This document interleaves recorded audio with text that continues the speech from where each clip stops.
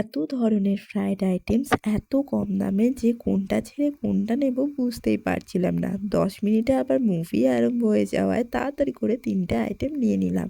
Corn chicken roll, crispy chicken finger আর গন্ধরাজ chicken. গরম গরম ভেজে দিল, দেখতে তো খুব লোভনীয় লাগছিল, বাট খেতেও কিন্তু খুব সুন্দর ছিল।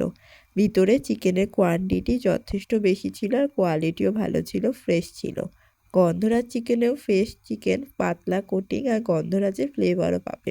কর্ন চিকেন রোলটার দাম ছিল 30 টাকা। এটায় চিকেন একটু কম ছিল, কিন্তু ভেতরের স্টাফিংসটা অনেকটা স্প্রিং রোলের মতো।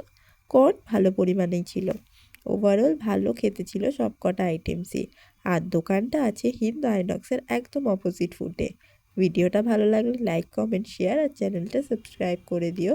দেখা হচ্ছে নেক্সট ব্লগে। ততদিন ভালো থাকো, সুস্থ থাকো আর খেতে থাকো। Bye bye.